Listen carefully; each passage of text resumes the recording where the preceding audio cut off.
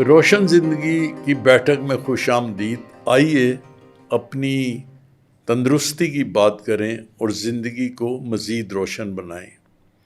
आज हम सादा खुराक की बात करेंगे, जैसे कि दाल, रोटी और सब्ज़ी। हमारी इस गुफ्तगू में शरीक हैं माहिर ग़ज़ाइयत और ग़िज़ा प्रोफेसर सारा फ़ारूक, जो इसकी अहमियत पर रोशनी डालेंगी। प्रोफेसर सारा फ़ारूक असिस्टेंट प्रोफेसर हैं न्यूट्रिशन एंड फूड की institute of home economics art and design Islamabad में। प्रोफेसर साहिबा, हम यहाँ से अपनी गुफ्तगू का आगाज़ करेंगे कि हमारी जो सादा ग़िज़ाएँ हैं, दाल, रोटी, सब्ज़ी, और ये हमारी रवायती ग़िज़ाएँ भी हैं, इनको इस्तेमाल में जो हमारे सीनियर सिटीज़न्स हैं, उनको इनके क्या फ़वाइद हैं? जी, ये आपने बहुत अच्छा सवाल किया कि सादा ग़िज़ाएँ। अगर हम ये देखें कि ग़िज़ा को हम लेते हैं इस तरह कि हमारी सेहत उससे बेहतर हो जाए, और सेहत बेहतर से मुराद है कि एक तो लॉन्जेविटी कि लाइफ़ का किसी हद तक बढ़ जाना, जी, और जी। Quality of life. जी, इसकी मैं आपको एग्ज़ाम्पल दूँगी ब्लू ज़ोन्स से, जी। जो पूरी दुनिया में ब्लू ज़ोन्स मार्क किए गए हैं 5 ऐसे ख़ित्ते, अच्छा, जहाँ पे लोग तकरीबन सेंचुरी से 100 साल से ज़ायद उम्र 110 और इस तरह की पाते अच्छा, हैं। अच्छा। और वो खित्ते एक दूसरे से बड़े अलग-अलग हैं। जी, एक जी। जापान में एक आइलैंड है, एक इटली में है, ग्रीस में है, कहाँ पे है। तो लेकिन उनके कुछ पैटर्न्स देखे गए हैं कि वो सिमिलर हैं, और वो क्या पैटर्न्स हैं जिनकी वजह से उनकी ये longevity and quality of life है। बिल्कुल। उसमें एक सादा ज़िंदगी भी है। सादा ग़िज़ा है, प्लांट बेस्ड फूड का ज़्यादा इस्तेमाल, जी, जिसमें दालें, अनाज, सब्जियाँ, फल, अ, अगर मीट करे हो, गोश्त बहुत कम इस्तेमाल कम करते हैं। इस्तेमाल। मछली का इस्तेमाल कर लेते हैं। इसके अलावा एक बात मैं और कहना चाहूँगी कि हमारे खित्ते के पास-पास वो खित्ता नहीं है। उन अच्छा, 5 में से कोई भी, यानी इवन हमारे नेबरिंग कंट्रीज़ का भी नहीं। नहीं तो ये है। हमारे हमें एक सोच की दावत देता जी, है जी। कि ऐसा क्या है जो हम मिस आउट कर रहे हैं। जी, जी। उसमें बड़े अच्छे, इस पे तो इवन नेटफ्लिक्स की सीरीज़ भी बनी हुई है, काफ़ी पावर 9 रूल्स भी बने हुए हैं और क्या कुछ है। जी, जी। मुझे महसूस होता है अगर हम इसको बिल्कुल हमारे एल्डरली की लाइफ से रिलेट करके देखें कि उसमें कुछ कन्फ्यूजन्स हैं। हम ये समझते हैं कि उम्र के साथ-साथ जब हम एक ख़ास उम्र को पहुँच गए, तो हम बस बैठेंगे, इबादत करेंगे, और हमने अपने बच्चों पे इन्वेस्ट किया है, अब वो हमारी खिदमत करेंगे और बस। तो ऐसा नहीं है। वो लोग जो रह रहे हैं ना, वो अपनी सब्ज़ी खुद उगा रहे हैं, अभी तक काम कर रहे हैं। जी। वो एक पर्पस के साथ ज़िंदा हैं, वो सिर्फ़ ज़िंदा नहीं, साँसें नहीं ले रहे। सादा ग़िज़ा खा रहे हैं, फैमिली से कनेक्टेड हैं, लेकिन बड़ी सादगी के साथ। कि जी। जैसे अगर मिलके अगर खेल रहे हैं या खेतों में काम कर रहे हैं या मछली पकड़ रहे हैं, तो वो उसको एन्जॉय कर रहे हैं। जी। वो उसको जज नहीं कर रहे कि ये मैंने तो 3 मछलियाँ पकड़ के दी थी और ये 1 मछली पकड़, इस तरह नहीं। अगर आप ऐसे उनकी नहीं। देखें, बड़ी अच्छे से उनकी लाइफ़ के बारे में चीज़ें थोड़ी-सी फ़िक्शन करके भी बताई गई हैं और वैसे भी हैं। जी, जी। अ, वो दालें, लोबिया ज़्यादा इस्तेमाल करते हैं, गोश्त कम इस्तेमाल करते हैं। अब हम इसको हमारे एल्डरली पे आ जाते हैं। जैसे आपने कहा, हमारी भी रोज़मर्रा ज़िंदगी में सस्टेनेबल तरीका भी यही है कि हम जो हमारा अनाज है, हमारा स्टेपल फूड है कि रोटी है। अगर आपको सीलिएक डिज़ीज़ नहीं है या ग्लूटेन इंटॉलरेंस नहीं है या गंदम से प्रॉब्लम नहीं है, तो गंदम बुरी नहीं है। गंदम एक अच्छी ग़िज़ाई है, एनर्जी गिविंग फूड है, स्टेपल फूड है, ईज़िली अवेलेबल है। जी, जी। आप बिल्कुल वो रोटी भी खा सकते हैं, दालें, लोबिया, अनाज आप खाएँ। हाँ, हमारे यहाँ मसले हैं, कभी-कभी हाज़मे के होते हैं, कुछ लोगों को कुछ अनाज से या किसी दालों से गैस का मसला होता है, तो हम उसको अल्टरनेटिव पे लेके जा सकते हैं। अगर जिसको गंदम का मसला होता है, तो वो मकई या चावल या बेसन की रोटी खा सकते हैं, वो उस पे शिफ्ट कर लें, लेकिन खाएँ ज़रूर। अक्सर एल्डरली को यखनी रोटी बस दे दी जाती है, वैरायटी ऑफ फूड नहीं होता, जी, जी। जिसकी वजह से देखा गया है कि उनको सार्कोपेनिया हो जाएगा, जो मसल लॉस है। या वो अक्सर अंडर नरिशमेंट की वजह से दुबले-पतले होंगे, वो ये नहीं है कि हेल्दी वेट है, वो अंडर नरिशमेंट की वजह अंडर। से है, जिसकी वजह से फॉल से उनकी इंजरीज़ आ सकती हैं, खुदा ना खास्ता फ्रैक्चर हो सकता है, वो एक थोड़ी माइक्रो न्यूट्रिएंट डेफिशिएंसी में जा सकते हैं, क्योंकि अक्सर एल्डरली का देखा गया है कि वो विटामिन बी 12 एब्ज़ॉर्ब ही नहीं कर पाते। वो सप्लीमेंट्स ले रहे हैं, लेकिन एब्ज़ॉर्ब ही नहीं कर रहे हैं, जिसकी वजह से एक्स एंड पेन्स बहुत रहते हैं। फिर हमारी ख़वातीन जो हैं, उनकी मसल रेजिस्टेंस इतनी नहीं होती, मसल ट्रेनिंग नहीं हुई होती कि उस इसलिए भी दर्द हो रहा होता है, एक विशियस साइकिल चल रहा होता है कि वो मूवमेंट नहीं कर रही। अब उन्होंने हाउस होल्ड चोर्स भी छोड़ दिए एक ख़ास उम्र में जाके, उसकी वजह से उनमें हिम्मत ही नहीं हो रही, वो दर्द भी होता रहता है हर वक़्त। या और ख़वातीन का मैं एक आर्टिकल ही पढ़ी थी, उन्होंने बड़ा अच्छी तरह डिस्क्राइब किया था कि टेंड एंड बी तमाम एल्डरली लेकिन स्पेशली ख़वातीन, टेंड एंड बीफ्रेंड का रूल है कि उनकी नेचर में नर्चरिंग रखी गई है, उन्हें जी ख्याल रखना है, उन्हें थोड़ा-सा कोई काम करना है, तो उनकी सेहत भी इससे अच्छी होती है। और बीफ्रेंड, अपने इर्द-गिर्द पॉजिटिव लोगों के साथ आप रहें या ताल्लुकात रखें, वो फैमिली भी हो सकती है और नहीं भी हो सकती, नहीं भी हो फ्रेंड्स भी हो सकते, सकते हैं। फ्रेंड्स भी ये ज़रूरी नहीं है कि वो हम बंद ही गए हैं, कि फैमिली है और हम नहीं हमारे उनसे बन रही तो उन्हीं से मिलते रहें और तंग होते रहें। एग्जैक्टली। अच्छे से फ्रेंड्स हों, आपकी अच्छी बातचीत हो, कोई एक्टिविटी हो, गार्डनिंग है, ये बहुत हेल्दी एक्टिविटी है अगर आपको शौक हो या किसी ना किसी अच्छी चीज़ का शौक हो ना कोई काम करना, तो ये है जो कि सेहत को भी कायम रखेगी और आपकी मे बी थोड़े से और साल भी बेहतर तौर पे जी सके। अभी आपने कहा माइक्रो न्यूट्रिएंट्स के बारे में कि बी 12 है, इसके अलावा कौन से माइक्रो न्यूट्रिएंट्स हैं जो कि एल्डरली में कम हो जाते हैं या उनकी ज़रूरत बढ़ जाती है? इसमें पाकिस्तान के हवाले से तो आयरन, विटामिन डी जी और बी 12 देखा गया है कि इनकी अक्सर कमी हो जाती है क्योंकि ओवरऑल भी हमारे लोगों में विटामिन डी की और आयरन की तो कमी है, तो ज़ाहिर है एल्डरली का भी हो रहा जी है। एक और चीज़ भी होती है कि वक्त के साथ साथ मसल्स ना 2 चीज़ों से बनते हैं, एक तो प्रोटीन और साथ ही उसकी एक्सरसाइज। अब आपकी एक्टिविटी रही नहीं अगर फिजिकल एक्टिविटी, तो ये होता है कि मसल मास लॉस होने लगता है, आपके मसल्स ख़त्म होने लगते हैं, जिसकी वजह से अक्सर ये ना एक माइक्रोस्कोपिक उसमें जैसे बता रहे होते हैं ना कि एक ही वज़न के लोग हैं, लेकिन हो सकता है एल्डरली हो तो उसमें एडिपोज टिश्यू हो, फैटी टिश्यूज़ हो, लेकिन प्रोटीन की कमी की वजह से मसल्स ना, जी तो उनकी सेहत और ऐसे लोग जो मसल है जिनकी उनकी सेहत में फ़र्क होगा। तो अगेन रूल ऑफ थंब यही है कि वैरायटी ऑफ फूड एल्डरली ले सकें ताकि उनके और फिजिकल एक्टिविटी करें और इवन ये जो 5 ज़ोन्स की मैं बात कर रही थी इसमें बड़े अच्छे दिलचस्प आर्टिकल्स भी हैं। उसमें ये नहीं कि कोई मैराथन और वही में हिस्सा लेना है, वो एसेंशियल नहीं है, वो आपका शौक हो सकता है। ये जो डेली हाउसहोल्ड चोर्स है ना और आपकी अपनी लाइफ स्किल्स हैं, ये आपको एक सैटिस्फैक्शन देते हैं और ये आपकी फिजिकल एक्टिविटी एक रेगुलर बेसिस पे आप होती है। चला सकते हैं। जी। तो दूसरी बात, जैसे हम बात कर रहे थे सादा ग़िज़ा की या दाल रोटी की या सब्ज़ी की, तो इनके ज़रिए भी कुछ सीनियर सिटीजन्स को प्रोटीन्स मिलती हैं? जी, बिल्कुल तमाम गोश्त, अंडे मटर, चने, लोबिया ये सब प्रोटीन के ज़राए हैं, बहुत जी अच्छे ज़राए हैं, इनसे मिल सकती है प्रोटीन। मछली का मैं कहूँ तो मुझे लगता है कि हमारे यहाँ इस्तेमाल कम है।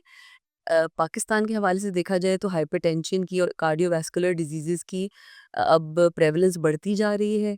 अब कहा जाता है कि हम 6 गुना ज़्यादा रिस्क पे आ चुके हैं। तो उसके लिए नमक का कम इस्तेमाल, चिकनाई का कम इस्तेमाल और मछली का अमेरिकन हार्ट एसोसिएशन के मुताबिक हफ्ते में 2 दफ़ा मछली ज़रूर खा लेनी चाहिए। जिसने खानी है वो अपनी हथेली के साइज़ जितनी 1 दो टुकड़ा दफ़ा जी, वो खाएँ ज़रूर। तो उसके लिए बेहतर है। ठीक है। तो जैसे ऑब्वियसली एक जवानी का जो ज़माना होता है उसमें आपकी खुराक बड़े आराम से हज़म हो जाती है, जो भी खा लें। तो क्या जिस वक़्त आप सीनियर सिटीज़न की स्टेज पे पहुँचते हैं, तो हमें ज़रूरत पड़ती है कि हम अपनी खुराक में रद्द-ओ-बदल पैदा करें? जी, बिल्कुल ये एक खुराक जो आप बचपन से खाते आ रहे हैं, जी, जी। ये हो सकता है कि उम्र के ख़ास हिस्से में पहुँच के वो आपको आपसे हज़म ना हो रही हो, जी, जी। आपको किसी न किसी तरह इरिटेट कर रही हो, उसमें उसका आइडेंटिफ़ाई करना ज़रूरी है। जैसा कि बादाम हम बड़े रोज़मर्रा में खाते हैं और इवन एल्डरली के भी ये कहते हैं कि नट्स ज़रूर उन्हें दें। उनको वो थोड़ा-सा अगर जैसे कुछ लोगों को फंदा लग रहा होता है, थोड़ा मसला होता है, या तो ओमेगा 3 का सप्लीमेंट और ये जैसे बादाम वगैरह खाना अच्छा होता है। अब बादाम अक्सर लोगों को हज़म नहीं होते, तो वो मकसद बादाम में प्रॉब्लम नहीं होता, उसके छिलके में होता है। अच्छा। आप उसको ब्लैंच करके या भिगो के छील के खा लें, तो वो आप हज़म भी कर पाएँगे। आपका अक्सर यूरिक एसिड या गाउट का मसला जिन्हें होता है, उनके लिए बादाम बहुत अच्छे हैं, तो वो छील के खा लें। मैंने देखा है कि अक्सर हम चीज़ों पे पाबंदी लगा लेते हैं, जबकि ग़िज़ा में मसला नहीं होता, कोई एक ख़ास पार्ट होता है, जैसे कि सेब है, उसका छिलका उतार लें अगर आपसे हज़म नहीं हो रहा, तो सेब तो अच्छा है। सेब को थोड़ा-सा ब्लैंच कर लें, गर्म पानी में डाल के थोड़ा-सा उसको नरम कर लें, तो बेहतर हो जाएगा। इसी तरह सैलेड नहीं अक्सर लोग हज़म कर पाते एल्डरली, तो सब्ज़ी तो ज़रूरी ही रहेगी, आप उसको स्टीम कर लें। मज़ीद आसानी के लिए ये है कि स्टीमर खरीद लें, जो भी ले सकें, तो वो टाइमर लगा के, ये भी नहीं है कि अब ज़ाहिर है भूल जाएँ चूल्हे पे रख के या क्या, एग्ज़ैक्टली। तो वो स्टीमर लगा लें, तो वो सारी सब्ज़ियाँ अगर स्टीम करके खाएँ, तो वो ज़्यादा ज़ूद हज़म भी होती हैं और गैस भी नहीं बनेगी। यस। अच्छा, वाक़ई ये हम जैसे सुनते भी थे और देखते भी थे कि बादाम को बहुत सारे लोग रात को पानी में डाल के तो सुबह छिलका उतार के खाते। तो जो आपने अभी बात की ये उसके ऐन मुताबिक है कि छिलका ठीक नहीं है, बादाम ठीक है। तो सेब में भी बहुत दफ़ा मैंने देखा है ये बात कि लोग छिलका उतार के खाते हैं। तो आपकी बात से मुझे ये समझ आई कि छिलका, जिन चीज़ का छिलका हज़म नहीं होता आराम से, वो उसका छिलका उतार के खा लें। बिल्कुल, सिल्का अच्छा है वैसे तो, जी, यानी कि अगर आप नॉर्मल जैसे जिन लोगों को कब्ज़ की शिकायत या कॉन्स्टिपेशन है, उनके लिए तो छिलका बहुत अच्छा बहुत है अच्छा। और नॉर्मल हेल्दी इंडिविजुअल्स के लिए भी बादाम बिल्कुल बहुत अच्छे हैं। जी, जी। ये मैं कह रही थी अगर प्रॉब्लम हो रहा हो, तो ये सोचा जाए कि किस चीज़ का प्रॉब्लम है। अगर अगर बादाम के छिलके से मसला है तो छिलका उतार दें, सेब के छिलके से मसला है तो छिलका उतार दें। इसी तरह अक्सर फ़ॉर्म चेंज कर लें किसी खाने की, तो हमें आसानी होती है। अंडा अगर हम फ्राइड खाने के आदी हैं बचपन से, और बड़े होके आपको फ्राइड अंडा खाने की आदत है लेकिन उससे मसला हो रहा है, तो आप अगर फॉर्म वो रखना चाहिए तो पोच्ड एग खा लें। उबलते हुए पानी में अगर अंडा तोड़ के डालेंगे वो फ्राइड एग जैसी शक्ल होगी, जी, जी। लेकिन उसमें चिकनाई भी नहीं होगी और आपको शक्ल वैसी ही मिल जाएगी, लेकिन चिकनाई की वजह से अगर आपको थोड़ी-सी मसला होता है या एसिडिटी होती है या बदहज़मी होती है, वो नहीं होगी। तो वो कुछ ना नहीं, कुछ थोड़ा बहुत चेंज करके आप चेंज वही खाना खा सकते हैं। बिल्कुल। अच्छा, जो आप ज़िक्र कर रही थी गंदम का, या जिसको हम अगर मुकम्मल अनाज भी कहें, तो यहाँ पे बहुत ज़्यादा एक और भी हमारी सोसाइटीज़ में ट्रेंड हो चुका है कि आप मैदे की बनी हुई चीज़ें खाते हैं। तो जब इन दोनों को कंपेयर आप करती हैं, तो आप उसके फ़ायदे या नुकसान के बारे में क्या हमें इसके बारे में समझाएँगी कि कौन-सा बेहतर है? देखिए नॉर्मल हेल्दी इंडिविजुअल के लिए तो फाइबर ही बढ़ाने को कहा गया है, डब्ल्यूएचओ की भी गाइडलाइंस यही हैं कि हमने फाइबर को बढ़ाना है, तकरीबन 25 टू 30 ग्राम्स डेली हर इंसान को फाइबर लेना चाहिए। फाइबर की भी टाइप्स हैं। एल्डरली को सॉल्युबल फाइबर्स जो कि नरम फाइबर समझ लें, जो कि जेल फॉर्म बना लेते हैं अंदर जाके, उनके लिए वो बेहतर होते हैं। वो फाइबर केले में भी होते हैं, इसबगोल के हस्क में भी होते हैं, वो जो ले सकते हैं, जी। आप इस तरह फाइबर ऐड कर सकते हैं। चक्की का आटा छिलके समेत जो है वो सेहत के लिए अच्छा है क्योंकि वो खून में ग्लूकोज़ के लेवल को तेज़ी से नहीं बढ़ाता। तो आप हमारे यहाँ भी क्योंकि डायबिटीज़ की बहुत प्रेवलेंस है, तो हमारे लिए डायबिटीज़ की प्रिवेंशन के लिए भी अच्छा है और डायबिटीज़ में भी अच्छा है कि एकदम से शुगर ना बढ़ सके, जी, तो वो जी। बहुत अच्छा है। जहाँ तक मैदे की बात है, तो उसको भी हम ये कर सकते हैं कि घर में आहिस्ता-आहिस्ता अगर कहीं मैदे की चीज़ें इस्तेमाल होती है, तो एकदम से वो चक्की के आटे पे नहीं आ जाएँगे। आप मैदे में थोड़ा-थोड़ा सा होल फाइबर डालना शुरू करें। जी, उसी जी। को आप मल्टीग्रेन खुद भी कर सकते हैं, थोड़ा-सा कभी चने पिसे हुए डाल दिए, अलसी के बीज हमारे लोकली ग्रो होते हैं, वो थोड़े से पीस के डाल दिए, जी, जी। तो हम खुद से ऐड कर सकते हैं, वो सेहत के लिए अच्छा है।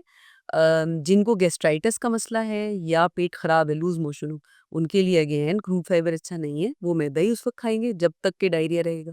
तो इसलिए कोई भी खाना अ, उसको यूँ क्लेम नहीं किया जा सकता कि ये बहुत गलत है, वो किस सिचुएशन में कैसे इस्तेमाल किया जाए ये पता होना चाहिए। ये सबसे मेरा ख़्याल जो एक किसी के भी सोच में बात आप लाई हैं कि इम्पोर्टेंट ये है कि कौन-सा खाना और उसको किस तरीके से खाना, ये ज़्यादा इम्पोर्टेंट है। बिल्कुल। ये इम्पोर्टेंट है। अच्छा, दूसरी बात, जैसे आपने अभी दालें और इसकी लोबिया की बात की, तो ये पट्ठों की मज़बूती, जिसको आपने मसल्स की भी हुँ। बात की, और शुगर कंट्रोल के लिए ये सीनियर सिटीज़न्स के लिए मुफ़ीद है।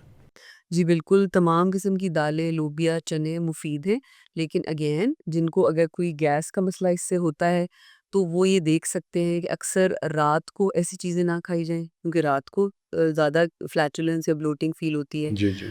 कम मिकदार में खाएँ। दूसरी मैं ये भी ज़रूर कहना चाहूँगी कि एक वक़्त में ना थोड़ा कम खा लें, जैसे कि पहले तो ये डायबिटिक्स के लिए होता था, स्मॉल फ्रीक्वेंट मील्स, लेकिन अब क्योंकि जनरली हमारी सेडेंटरी लाइफ़स्टाइल है, बहुत फिज़िकली एक्टिव नहीं है, तो बल्क में ना खाएँ। 80% वाला रूल, एक उनका ये भी रूल है, जो ब्लू ज़ोन्स में लोग रहते हैं, ये भूख छोड़ के खाते हैं, ये थोड़ा कम खाते हैं और ये इसकी डायरेक्ट एसोसिएशन मिली है लॉन्जेविटी ऑफ लाइफ से कि आप थोड़ा कम खाएँ। कम खाएँ। भूख छोड़ के खाएँ, तो उससे भी ये वाले एसिडिटी के या फ्लैचुलेंस के मसाइल नहीं होंगे। और अगेन इसमें चिकनाई, हमारे यहाँ देखा जाए तो देखिए न्यूट्रिएंट सारे अहम हैं, फैट्स भी बहुत अहम हैं। हमारा सिर्फ एक मसला है कि हम फैट की मिकदार बहुत ज़्यादा लेते हैं, और कोई मसला नहीं है। तो हमने मिकदार कम करनी है। एल्डरली को अगर पूरे दिन में 2 से 3 tablespoon fat more than enough है। हमारे खानों में ज़रा ज़्यादा डलता है जिसकी वज़ह से मसला होता है, वरना ना हो। वरना उसमें भी सैचुरेटेड फैट जो है वो 10% से कम होना चाहिए। अच्छा। यानी कि जो आजकल कहा जाता है कि मक्खन और देसी घी, वो ना ही इस्तेमाल करें, उससे खाना ना पकाएँ, या कम से कम 1 टीस्पून से ज़्यादा इस्तेमाल ना करें। कि अगर आपने सुबह दी चपाती को उससे चपड़ ली है, तो वो 1 टीस्पून से ज़्यादा इस्तेमाल ना करें, क्योंकि सैचुरेटेड फैट की भी डायरेक्ट एसोसिएशन है आपके ब्लड प्रेशर से और कार्डियोवैस्कुलर डिजीज़ेज़ से। जी। हमें जमा हुआ चिकनाई, क्योंकि ऑलरेडी हमारे गोश्त में भी है चर्बी, तो वो ना खाएँ तो ज़्यादा बेहतर है। खाने आम किसी भी सीड ऑयल में पका लें, canola, sunflower, corn oil, olive oil, जो भी अफ़ोर्ड कर सकें, लेकिन कम मिकदार में इस्तेमाल करें। जी। सब्जियों के बारे में आप क्या कहेंगी कि उनको किस तरह पकाया जाए कि उनके मिनरल्स और विटामिन्स भी ना ज़ाया हों और कम तेल में भी पकें, तेल भी कम इस्तेमाल हो? अच्छा, ये बहुत आपने अहम सवाल किया, क्योंकि हमारे यहाँ सब्जियाँ जबकि कितनी उगती भी हैं और इस्तेमाल जी। में होती हैं, लेकिन पकाने के तरीके बहुत से लोग थोड़े से अगर मॉडिफ़ाई कर लें, जैसे कि ग्रीन लीफ़ी। इसकी डायरेक्ट एसोसिएशन मिलती है कैंसर प्रिवेंशन के लिहाज से। अगर मैं कहूँ कि देखा गया है कि जो लोग यूँ देखा गया ह्यूमन ट्रायल्स में कि जो सिर्फ़ गोश्त खाते हैं, वो लोग, और कुछ लोग गोश्त भी खाते हैं और ग्रीन लीफ़ी जो हरे पत्तों की सब्जियाँ और सब्जियाँ ज़्यादा खाते हैं, तो उनमें कैंसर की अकरेंस कम थी बनिस्बत वो जो ज़्यादातर गोश्त ही प्रेफ़र करते हैं। जी। लेकिन हमारे यहाँ क्या होता है कि पालक या पालक जैसी बहुत से हरे पत्तों की सब्जियाँ ऐसे पकाई जाती हैं कि पहले उनको उबाल लिया जाता है, फिर पानी फेंक देते हैं और फिर उसको पका लेते हैं। तो उससे उसकी ज़्यादातर ग़िज़ाइयत ज़ाया हो जाती है। ज़ाया हो। सब्ज़ी हमेशा पकाने से पहले और काटने से पहले धोई जाए, उसके बाद काटा जाए, फिर उसको पका लिया जाए, बस ये करना चाहिए। काटने के बाद भी नहीं धोना चाहिए, पानी में भिगो के पानी को नहीं फेंकना चाहिए। ये चीज़ें अगर हम मद्देनज़र रखें तो हम सब्जियों की ग़िज़ाइयत से भरपूर तौर पे फ़ायदा उठा जी। सकते हैं। अच्छा, प्रोफ़ेसर साहबा, ये जैसे लोग कहते हैं कि आंतों की सेहत, जिसको हम गट हेल्थ भी कहते हैं इंग्लिश के अंदर, ये इम्पोर्टेंट है। और जब अगर ये इम्पोर्टेंट है तो कौन सी ऐसी खुराक है या कौन सी ऐसी चीज़ें हैं जो हमारी आंतों की सेहत में ज़्यादा किरदार अदा करती वैसे तो अगर बैलेंस डाइट इस्तेमाल की जाए जिसमें आपके 6 के 6 एसेंशियल न्यूट्रिएंट्स शामिल हों, तो वो ऑटोमेटिकली आपकी आंतें भी ठीक रहेंगी। लेकिन सब्ज़ी और फल स्पेशली उसमें फाइबर का होना, यानी रेशे का होना बहुत ज़रूरी है, उससे आंतों की सेहत ठीक रहती है। फिर फर्मेंटेड फूड जो कि जिसमें नेचुरली प्रोबायोटिक्स होते हैं, जैसे कि दही।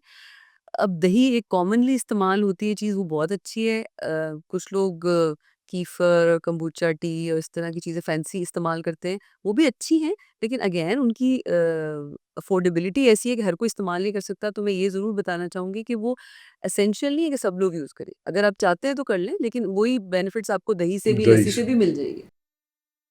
सही हो गया ये तो आप बात कर रही थी तेल कम करने की या नमक कम करने जी। की। क्या WHO के कोई स्टैंडर्ड्स बने हैं कि सीनियर सिटीजन्स को कितना और कैसे इस्तेमाल करना चाहिए तेल और नमक दोनों?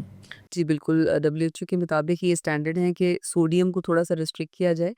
अम, 1 टीस्पून यानी 5 ग्राम्स नमक, वो जी, तो जी, सोडियम क्लोराइड है ना, जी। तो नमक जो है वो पूरे दिन में इस्तेमाल किया जा सकता है। यानी कि इसमें ये बनता है कि तकरीबन 2000 मिलीग्राम्स तक आप जो है वो सोडियम इस्तेमाल कर कर सकते सकते हैं। हैं। और उसमें भी बेहतर है कि 1500 पे ले जाएँ, यानी कि कम कम से कम खाएँ। करें, तो बेहतरी रहेगी, स्पेशली हमारे जैसे इलाकों में जहाँ दिल के अमराज ज़रा बढ़ते जा रहे हैं। तो उसमें क्या होगा कि मुझे जो लगता है खाने में एक तो आप सालन डाल देते हैं ना, सालन में डाल देते हैं ना पकाते वक़्त, जी, जी। वो इतना ज़्यादा नहीं होता। एक तो हम अंडों पे, फ्रूट पे ऊपर से छिड़क-छिड़क के खाते हैं, उसमें बदएहतियाती होती है, ज़्यादा नमक डल जाता है। फ्रूट पे नमक डालने की कोई ज़रूरत नहीं है, आटे में नमक बिल्कुल डालने की ज़रूरत नहीं है, वैसे ही रोटी अच्छी बन सकती है। इसके अलावा जो आप बाज़ार से कोई सॉसेज़ या चटनीज़ लेते हैं ना, उसमें भी ज़ाहिर है प्रिज़र्वेटिव है, तो सोडियम बेंज़ोएट भी है, सोडियम के डिफरेंट और तरीकों से भी सोडियम डली हुई है, केचअप्स हैं उसमें सोडियम बहुत ज़्यादा है, निम्को है, पापड़ इस तरह की चीज़ों में ऑलरेडी नमक बहुत ज़्यादा होता है। ज़्यादा। उनको अगर अवॉइड कर लें, सिर्फ सालन रोटी ही खा रहे हों, सलाद खा रहे हों, सलाद में भी नमक ना डालें, तो ये बिल्कुल कंट्रोल हो सकता क्या पकाने के तरीके बदलने से, जैसे कि आप डीप फ्राइड ना करें और भाप से पका लें, तो क्या सीनियर सिटीजन्स की जो हार्ट लाइफ है, जो उनके दिल की जो सेहत है, उसके ऊपर असर आता है कोई? है। जी बिल्कुल, हार्ट का ताल्लुक डायरेक्टली देखिए जैसा कि डब्ल्यूएचओ की गाइडलाइंस के मैंने मुताबिक बताया और अमेरिकन हार्ट एसोसिएशन के मुताबिक भी कि आपने अपनी चिकनाई और नमक को कम करना है। डेफ़िनिटली डीप फ्राइंग में तो बहुत ज़्यादा चिकनाई है। डीप फ्राइंग में एक और चीज़ भी है कि हम एक ही ऑयल को जो बार-बार यूज़ करते हैं, उससे भी फ्री रेडिकल्स प्रोड्यूस होते हैं। ऐज के साथ-साथ ये होता है कि आपकी इम्यूनिटी भी वीकन हो रही होती है। तो आपने जितना ऑक्सीडेटिव स्ट्रेस को कम से कम करें, लाइफ में बेहतर है। जी। अगेन फ्री रेडिकल्स आपने ज़िंदगी में कम करने हैं, वो ऐसे ही करेंगे कि थोड़ा-सा कुकिंग के अंदाज़ बदल लें, स्टीम कर लें, एयर फ्राई कर लें, कुकर में पकाने लग जाएँ। जैसे राइस कुकर्स आते हैं, हम आम भी हमारे भी कुकर्स आते हैं जो कि पानी डाल के गोश्त को उबालें जी, जी। तो वो पकाना ज़्यादा बेहतर है बनिस्बत सिर्फ़ भून के गलाने से क्योंकि उसमें हम कभी-कभी थोड़ा-सा जला भी लेते हैं, स्कॉच भी कर रहे होते हैं, तो उससे बेहतर यही है कि हम स्टीम करके पकाएँ। और एक और चीज़ भी है कि इससे इंडिपेंडेंस भी आती है। अगर आप इस तरह के गैजेट्स में इन्वेस्ट करें, जिसमें टाइमर है, ओवन है, एयर फ्रायर है, स्टीमर है, इन सब में टाइमर है। तो मुझे लगता है ये एल्डरली के लिए बहुत अच्छी चीज़ है कि वो आराम से उस पे अपना फूड रख के खुद कुक कर सकते हैं और वो ज़्यादा अच्छा महसूस करेंगे ये इंडिपेंडेंस और ये फ्रीडम कि हम अपनी मर्ज़ी से अपनी चीज़ पका रहे हैं और खुद खा रहे हैं, तो उनको अच्छा भी लगेगा और उनकी सेहत के लिए भी अच्छा होगा। जी। तो इसमें जो नॉर्मली अगर हमारी उसके लिए आगाही के लिए बताएं कि किस किस्म के गैजेट्स अवेलेबल हैं जो स्टीम कुकिंग के लिए या स्टीमर टाइप की कुकिंग के लिए इस्तेमाल होते हैं नॉर्मली? किसी भी आप स्टोर पे जाके इलेक्ट्रॉनिक्स के स्टोर पे देखें तो जो आम ब्रांड्स हैं आपके फिलिप्स, ब्राउन वगैरह के जी, जी। और भी इनकी स्टीमर अवेलेबल है, प्लास्टिक बॉडी है, सेफ है। इसमें नीचे सिर्फ आपने पानी डालना है, उसके ऊपर उनके प्लास्टिक के ही कंटेनर्स हैं, उसमें आप कोई भी सब्ज़ी या कोई मीट भी इवन कट करके रख दें और वो स्टीम हो जाएगा।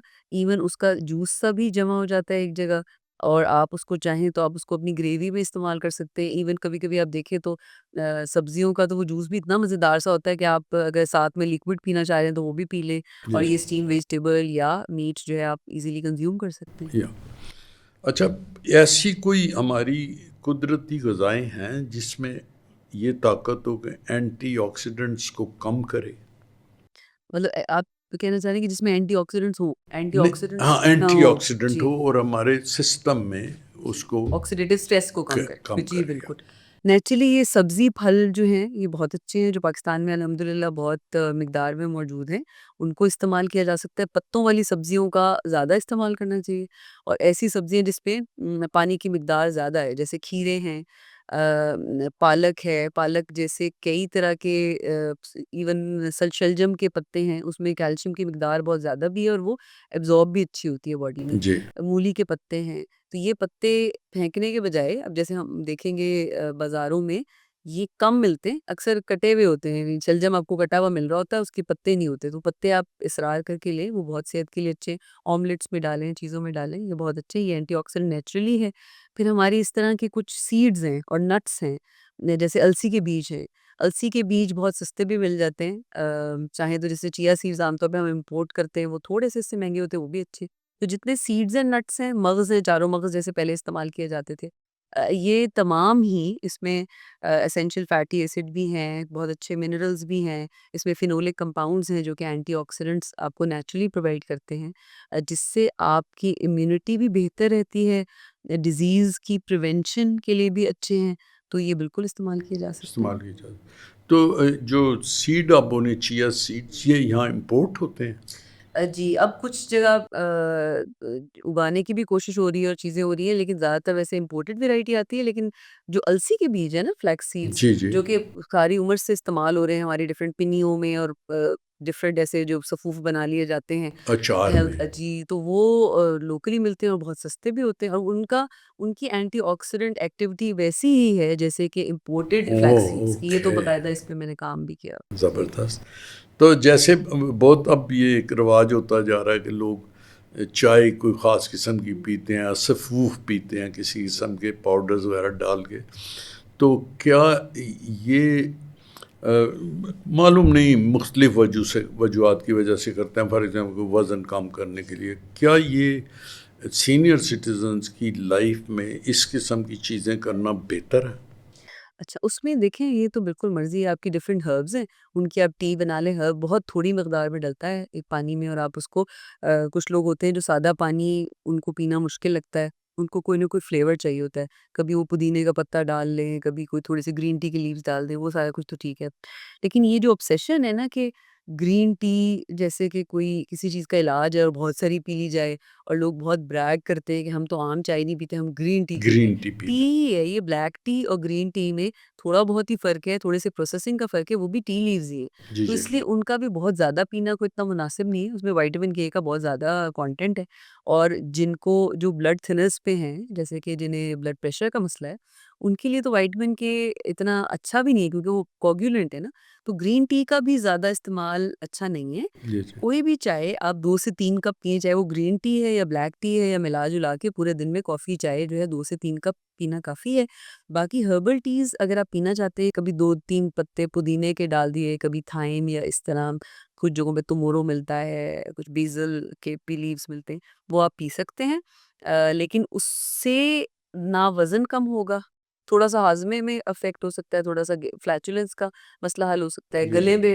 गले की सोज़िश में अफ़ाक़ा हो सकता है, जैसे जिंजर और मिंट की टी होती है। लेकिन वज़न कम कम खाने से होता है। एज़ सच अच्छा।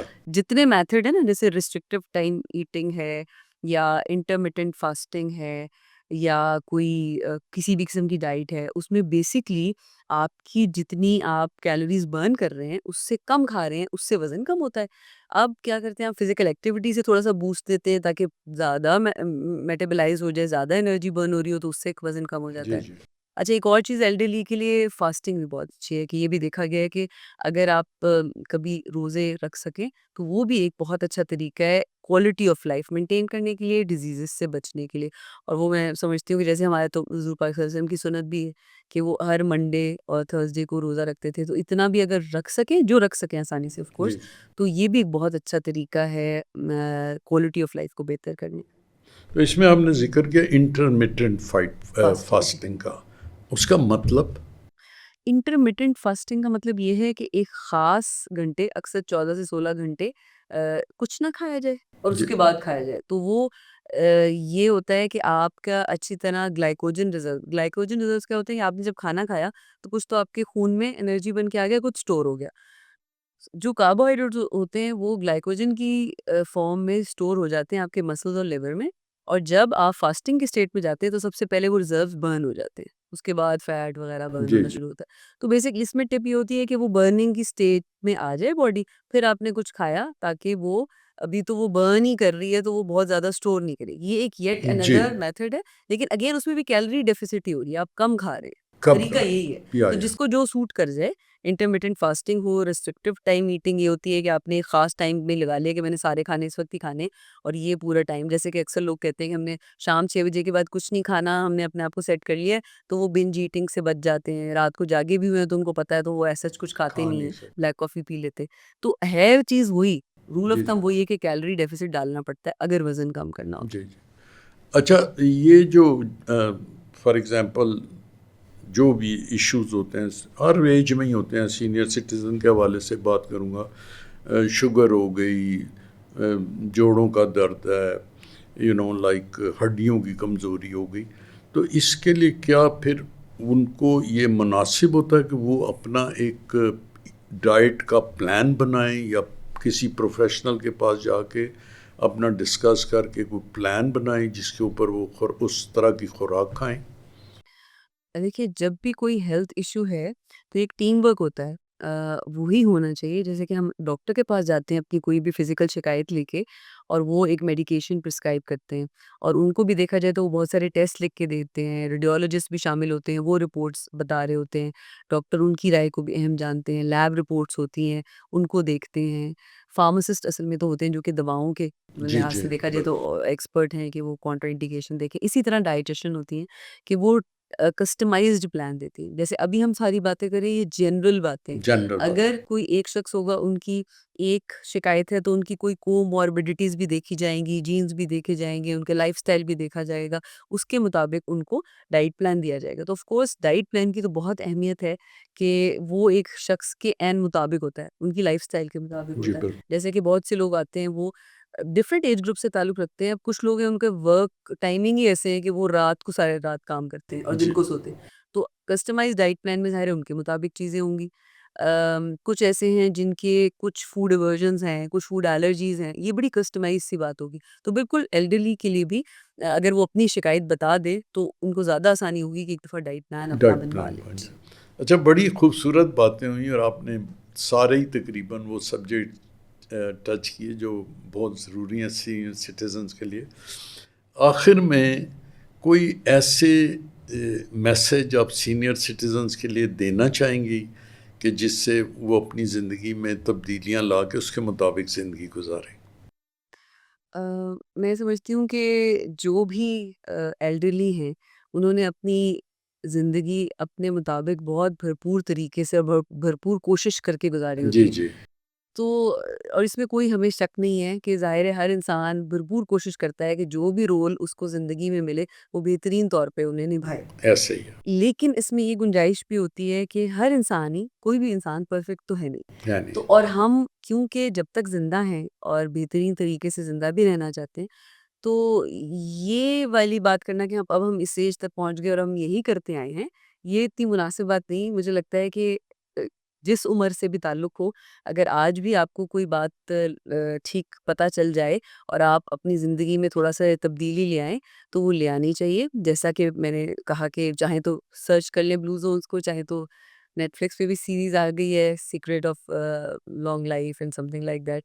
तो उसमें पिक करें कि क्या है ऐसी चीज़ कि अगर वो फैमिली लाइफ कैसे गुजार रहे हैं, वो कैसे इन्वेस्ट कर रहे हैं फैमिली लाइफ पे, वो कैसे पॉजिटिवली रह रहे हैं, वो कैसे अपना काम खुद कर पा रहे हैं, और हमें क्यों ज़्यादा पेन हो जा रही है, हमसे क्यों बेयर नहीं हो रहा, हम क्या करें। कुछ ना कुछ तो मे बी हमारे पास भी हो सीखने के लिए। नो डाउट हमारे बुजुर्गों से हमने बहुत कुछ सीखा है, लेकिन कुछ तो ऐसा होगा जो बुजुर्ग भी सीख सकते या होंगे। That's true. तो वो भी इस बात पे थोड़ा-सा देख लें, ताकि मकसद ये है कि वो अपनी ज़िंदगी को ढालने के लिए मज़ीद बेहतर कर कुछ सकें, खुश रह चीज़ें सकें। सीखें खुद जी, से भी और देखें और जी।